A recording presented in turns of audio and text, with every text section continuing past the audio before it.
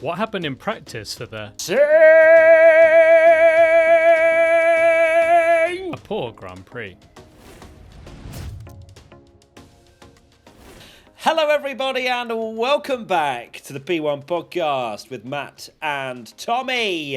It is the final race before we head into an unsuspected, unexpected and quite frankly disgraceful 4-week break before the next race.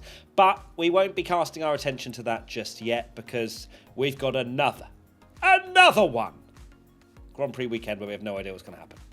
And sign me up. Indeed. Red Bull are finished. Stop it. Yes, even more concerned than I was last week about that, but boy does it make the title very interesting indeed. And yeah, Singapore, we know is Red Bull's bogey track, but boy are they struggling even more. Yes, they are. They are indeed. Now, before we dive into everything that happened in practice and also the news as well, there's quite a bit of news to reflect on, so stay tuned for that. But there's also news from our side, because not only are we doing a US tour next month, which can be great for you to fill in and fit into your schedule because there's no F1 on, but the UK tour. The UK tour has returned. Our end of season special. It promises to be the biggest, best, baddest, greatest, every word under the sun. Get a thesaurus out, Tommy, because we have announced Bristol, London, Edinburgh, Birmingham and Manchester between the 12th and the 18th of December. Of course, check out the dates there. We've launched. The tickets are live and I can't wait. It's a great way to end the year, I think. It is. Really looking forward to this one. The shows that we did last year were incredible. End of the year. We absolutely loved doing them. They were such a good laugh. And that was after having arguably one of the dullest seasons we've ever seen in Formula One. So just think how much fun it's going to be this time where we've got 1,000 things to talk about. Sadly, we couldn't book the venues for like 8 hours to cover everything from the season, but we'll do our best. Yeah, and unfortunately Wembley Stadium wasn't available, so we had to go with the venues that we've got instead. Isn't that right, Tommy? So yeah, slightly more into solo show. So yeah, fair enough. After Taylor or before? Yeah, fair enough. Before we do free practice, I think it's worth talking about the news, isn't it? I think that's a better chronological way of discussing what on earth has been going on. So firstly, ahead of the weekend, Red Bull. And I don't think I think they might have done it once, but not due to competition, as far as I'm aware. Anyway, they have essentially abandoned their special livery for Singapore and Austin due to the concerns that it would weigh more, which I think tells you all you need to know about where Red Bull currently are in their struggles and their concerns. it really does. I know a lot of people will say like, oh, you know, it's not that deep. It definitely is, because they ran their special liveries at the start of the season. These special liveries they've been doing, they've got funds to design it, and they've basically put a segment of the car that's allowed to be painted. So they did it for Miami. They did it for other races as well. So the fact that they were absolutely fine to do it then and not now shows how much they are struggling.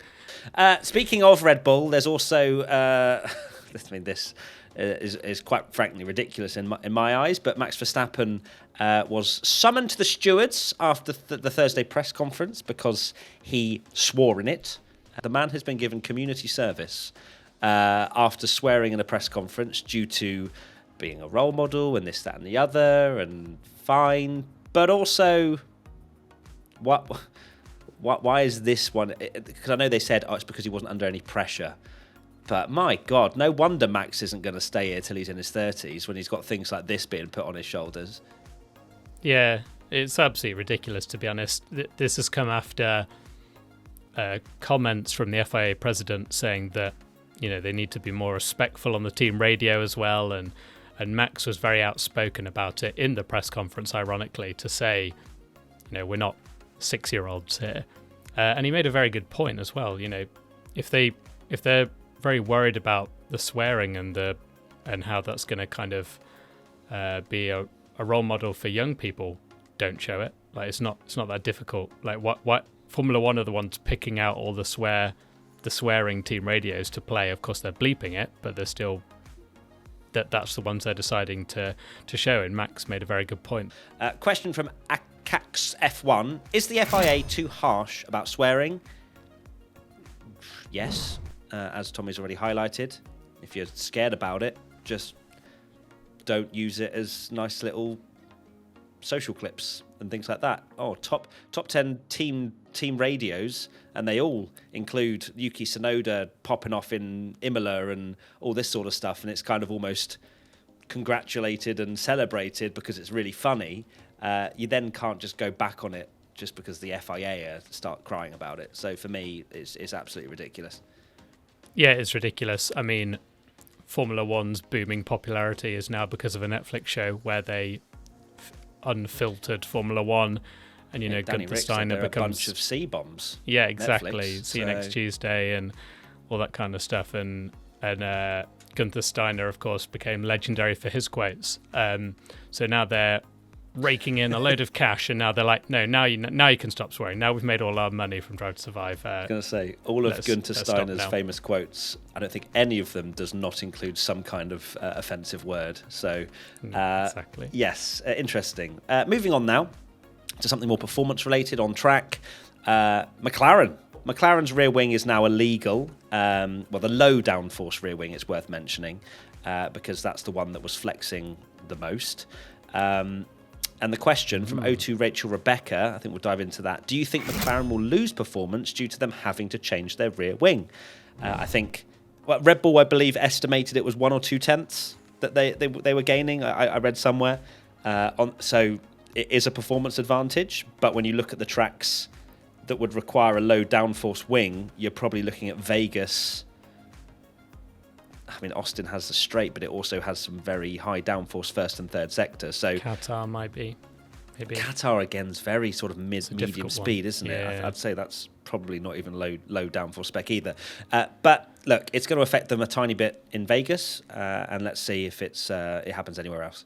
Yeah, it's going to affect them one way or another because, they obviously get an advantage for it. That's why they're running it, of course. But what I find fascinating about this situation, it's just the modern world we live in, that Red Bull said they've been protesting it. And, it's actively been said that Red Bull basically saw the videos that people were posting on Twitter, basically. It's worth mentioning they didn't actually protest. They just they said, why don't you have a look at that? But this isn't an official thing. FAA, go on Twitter, have a look at this. It probably isn't going to be as extreme to say this, but could change the course of the World Championship from your tweets, which is quite an insane thing to think about. Imagine if it was a Ferrari Stan account that came up with it, and then Charles Leclerc on the last lap of Abu Dhabi wins the World Championship, all due to that tweet. Thank you very much. Well, you say that. We'll get into the sessions, but he's looked very good. And, McLaren with their illegal rear wing and Max Verstappen having to do community service. Maybe Charles in the pound seats now. Yeah, I mean, that sounds like something that I would say. But let's dive into free practice 1, shall we? Where it was Leclerc fastest from Norris and Sainz. It was a quiet session, very dusty, a lot of track evolution. So there wasn't a huge amount to take away from it. There was decent laps put on the board by everybody. There was no reliability issues, particularly hampering any driver in this session. And there was. You kind of looked at that and went, all right, Max Verstappen, Red Bull, not too bad, 32.0 up in fourth. Perhaps they've got a slightly better pace this year, but realistically, the only thing I'm taking away from that is that Charles Leclerc was fastest.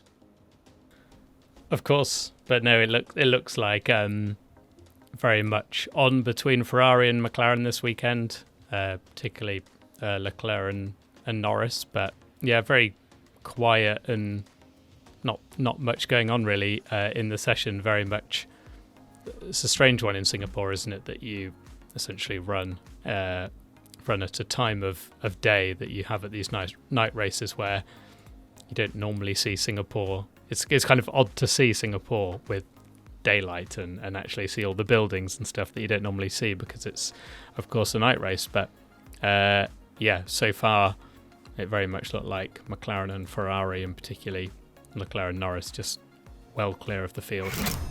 Well, that was Definitely free practice 2 as we dive into that one now. And it was Norris ahead of Leclerc, ahead of Sainz, but it was definitely Lando and Charles that took the headlines because they were miles clear of the rest of the field. I think it's more down to just how difficult it is to hook up a lap around here. And Lando and Charles obviously did that, both in the 1 minute 30s.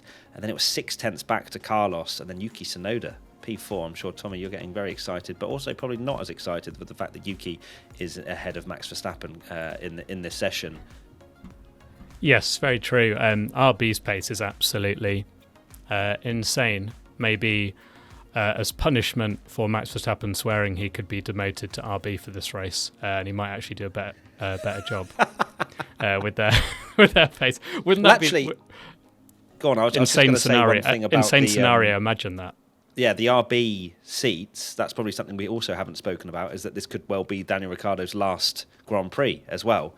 That's the rumours, is that a performance clause is going to be activated or an assessment or whatever it might be after Singapore, and Liam Lawson, it's believed, will take his place from Austin onwards to be tested out, and Danny Ric will be a sub, which is obviously quite sad. I like Daniel Ricciardo very much.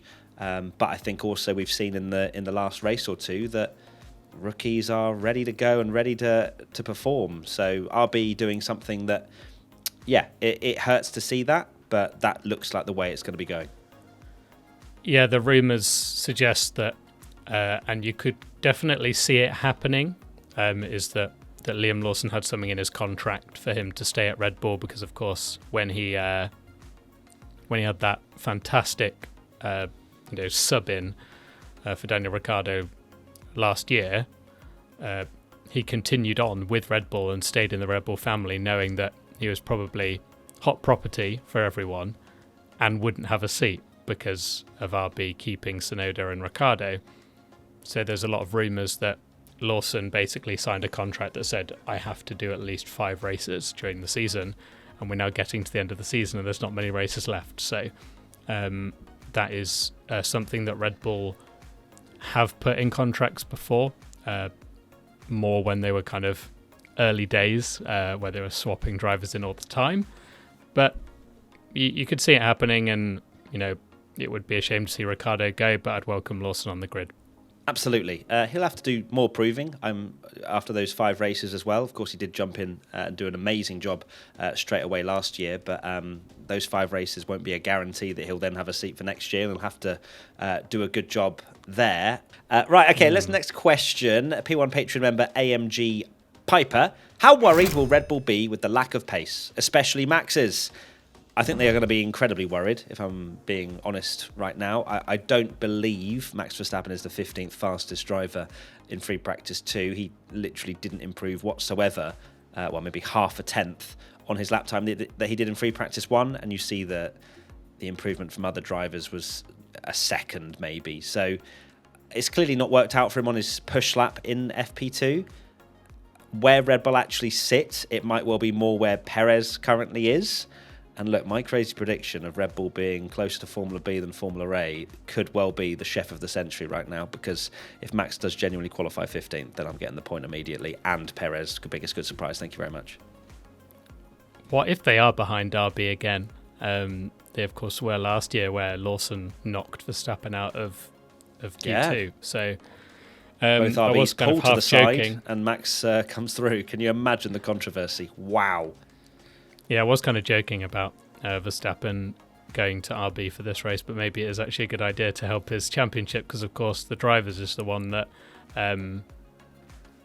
he has a healthy lead, but it's definitely eroding. And if Lando is as quick as he's shown in FP2, he's looking mighty. This could well be the race where they take an absolute huge chunk out of it. I mean, Red Bull will have expected it, because they got the same car from Baku, and this is Max's most difficult track. I don't know if you saw this.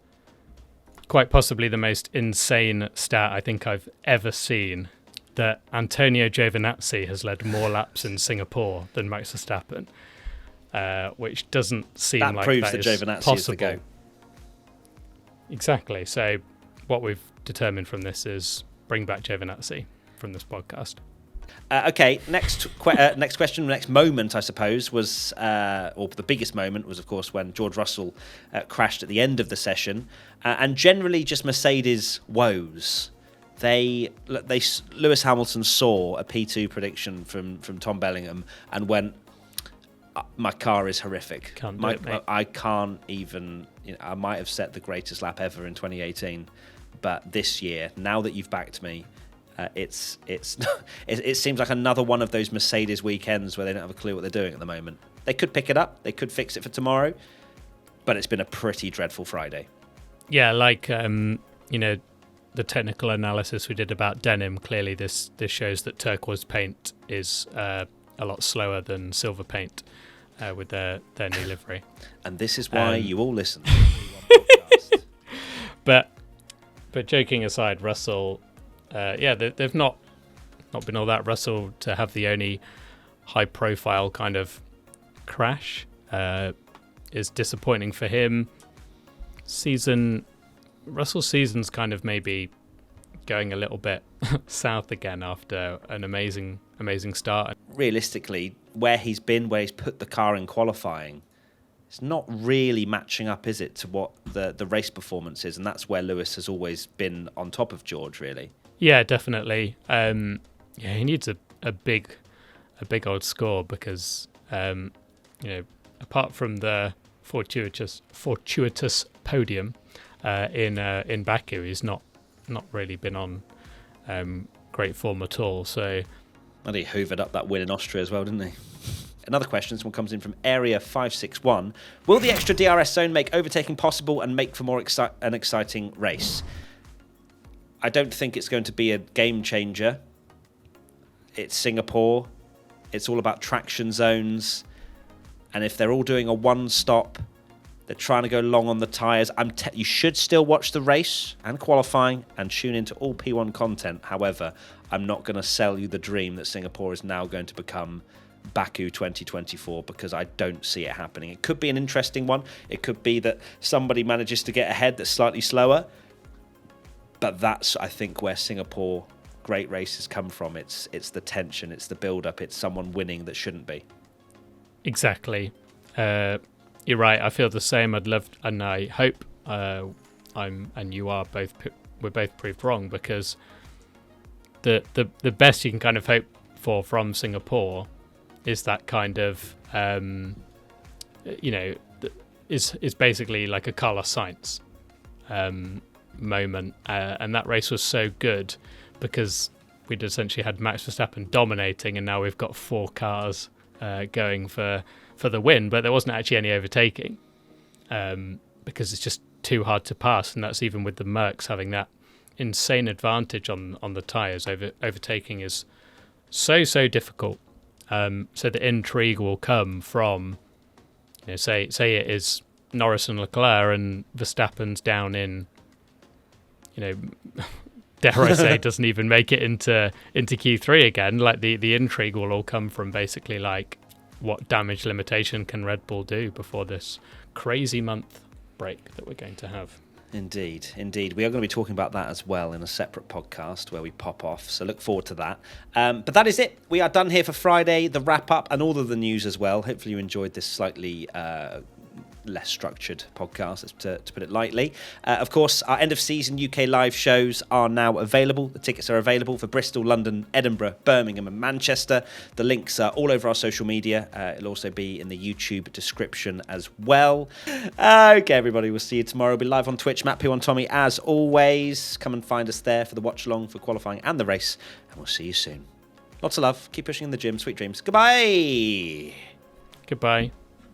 As you said, pushing in the gym, that someone called Sheridan messaged me, and he said that basically he is a flight instructor and he listens to us while flying, which is quite cool. Okay, everybody, keep pushing the gym, sweet dreams, and keep flying planes. Goodbye. Fly high. Fly high, sky high.